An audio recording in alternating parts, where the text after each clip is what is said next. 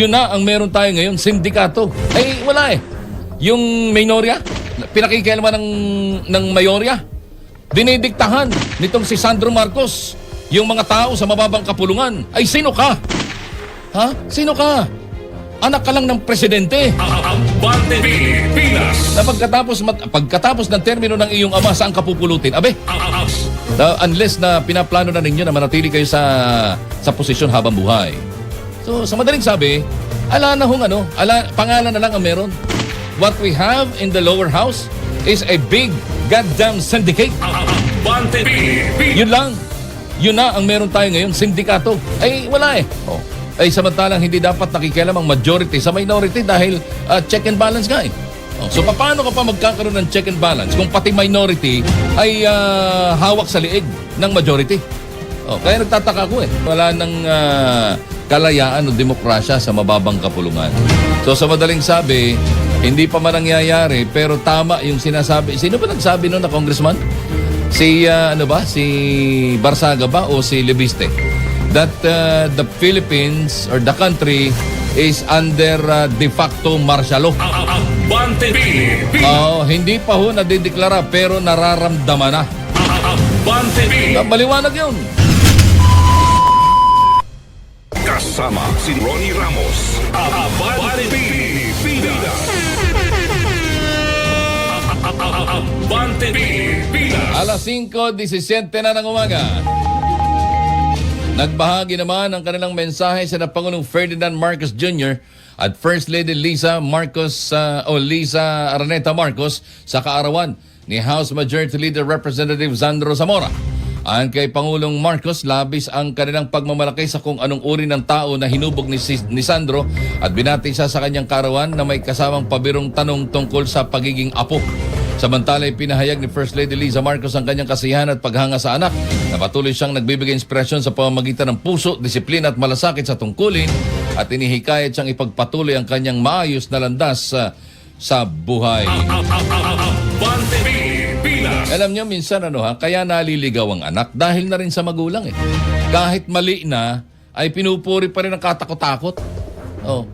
Yung bagang inasal ni Marcos, ni Sandro doon sa mababang kapulungan, tama ba yun? Na nakialam siya doon sa affairs ng minority? Ay samantalang hindi dapat nakikialam ang majority sa minority dahil check and balance nga eh. So paano ka pa magkakaroon ng check and balance kung pati minority ay hawak sa liig ng majority? Kaya nagtataka ko eh. Bakit yung kasamaan sa minority nitong si Egay Erice ay nakinig at naniwala, nagpadikta. So sa madaling sabi, pangalan na lang ang meron. What we have in the lower house is a big goddamn syndicate. Abante Pilipinas. Yun lang. Yun na ang meron tayo ngayon, sindikato. Ay, wala eh. Yung minorya, pinakikialaman ng mayorya, ay mali yun. Mali yun. Wala nang kalayaan o demokrasya sa mababang kapulungan. So sa madaling sabi, hindi pa man nangyayari pero tama yung sinasabi. Sino ba nagsabi noon na congressman? Si Barsaga ba o si Lebiste? That the Philippines or the country is under de facto martial law. Abante Pilipinas. Hindi pa ho nadideklara pero nararamdaman na. Abante Pilipinas. Maliwanag yun. Dinidiktahan nitong si Sandro Marcos yung mga tao sa mababang kapulungan. Ay, sino ka? Ha? Sino ka? Anak ka lang ng presidente. Abante Pilipinas. Na pagkatapos ng termino ng iyong ama, saan ka pupulutin? Abe, Abante unless na pinaplano na ninyo na manatili kayo sa posisyon habang buhay.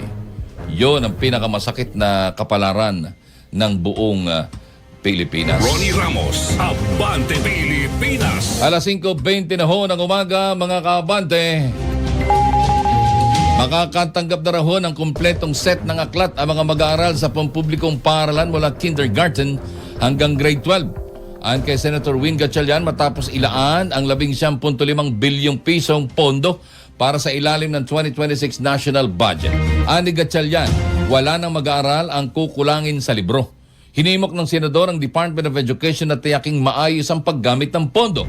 Lalo na't noong 2025 ay nasa 14% lamang ang utilization rate para sa mga textbook at instructional materials. Bakit? Diba? Grabe ano ha? Iniulat ni Officer in Charge Undersecretary for Learning System Dr. Carmela Oracion na nagsimula ng pagbili ng mga textbook na nagkakahalaga ng 7 bilyong piso para sa grade 6, 9 at 10 bilang huling set para sa ganap na pagpapatupad ng matatag curriculum.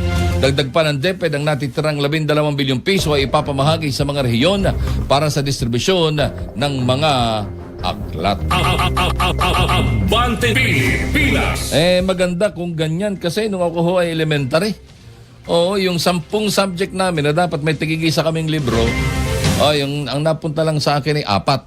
So kulang ako ng 6, kaya naghihiraman kami. Yung iba, yung walang ganito, naghihiraman talaga kami ng libro. Yun ang sitwasyon namin nung kami elementary. Hanggang sa nag-high school, ay ewan ko lang, ano ha? Kasi doon sa high school namin, ala naman kami naging problema sa libro. Yung libro na problema sa amin. Ha? Libro na problema sa amin. Kasi nung araw, di ba, pag ikaw napahiram, yung libro kasi isinusuli sa school, ipinahihiram lang yan. Di ba ga? Ay sa private, yung iba binibili. Di ba? May mga textbook na bibilhin. Yung iba naman ay pinapahiram din. Or yung iba ay di mag-research ka na lang sa library. Di ba ga? So, ganun. Pero at least sana totoo na ho yan na lahat ng ating mga mag-aaral sa mababang simula kinder hanggang senior high school ay magkaroon na ho ng kompletong set ng libro. Ang hirap. Ang hirap nun. Kapag ka ikaw ay manghihiram ng libro, napakahirap. Lalo pat ang alam mong mayroong libro na ganito ay nasa kabilang ibayo ng inyong munisipyo. Ay, kaawa-awa ka. Hindi ba ga? Hanggang sa dumating sa puto, ala na lang. Hindi ba ga? Ay, ala pang telepono nun. Wala pang telepono nun. Para sana tatawag ka na lang. Hello, classmate. Anong sagot sa ganito? Ano yun? Wala. Lalong walang cellphone, di ba ga? Abante Pilipinas. Ang telepono namin nun, sinulid at lata. Ronnie Ramos. Abante Pilipinas.